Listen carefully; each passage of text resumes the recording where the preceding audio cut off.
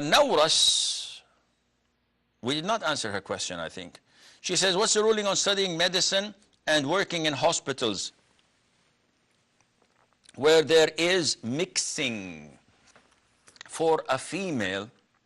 This differs from one country to the other.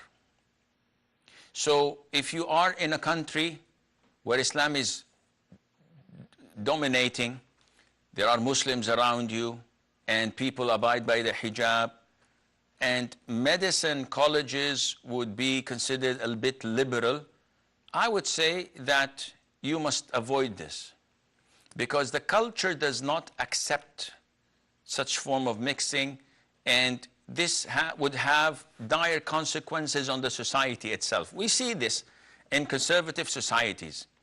Once they open the door of mixing a little bit, all hell breaks loose. And we can see this where now you have mixing in offices, in banks, in hospitals, everywhere, and people now do not even have any feeling of disgust of what's taking place. They don't even think that this is haram. People, in some cases, defend this and say this is normal. This is.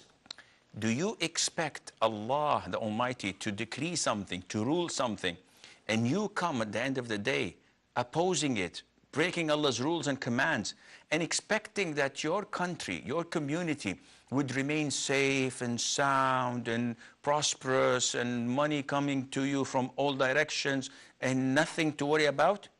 You're delusional.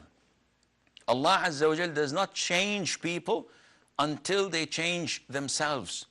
And if we change ourselves to the worse, Allah would uplift His favors and blessings.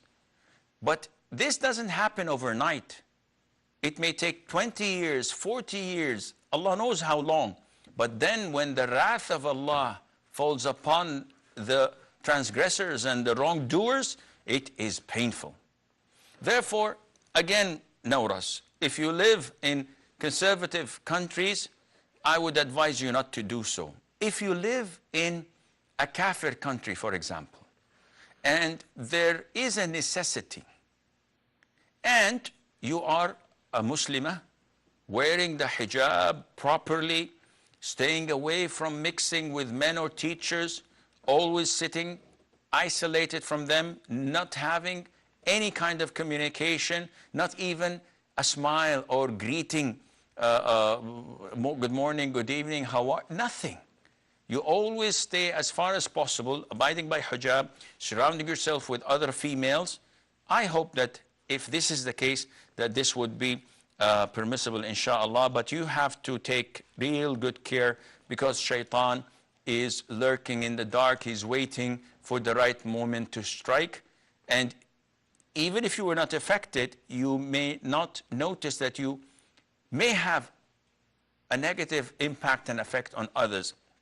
So many times people come and tell me, Sheikh, I'm strong in Iman. I know that I cannot be tempted by haram, even if I mix with the opposite gender. My heart is as strong as a rock. I say, Akhi, let's assume that this is true, though it isn't. Shaitan is just waiting for the right moment. You did not click yet, because all those that have passed in front of you were not what you were waiting for. But shaitan is preparing you.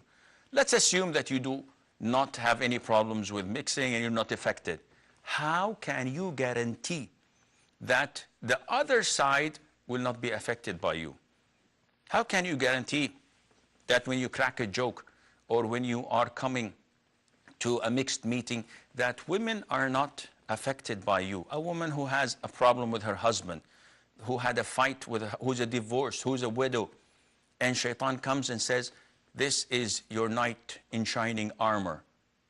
Although you have no feelings for her, but can you stop others from being affected by you? Therefore, Islam is the perfect religion, where it made this segregation. Women to be with women, men to be with men, and then we would not have any problems or any fitna spreading in the Muslim community. Bushra said,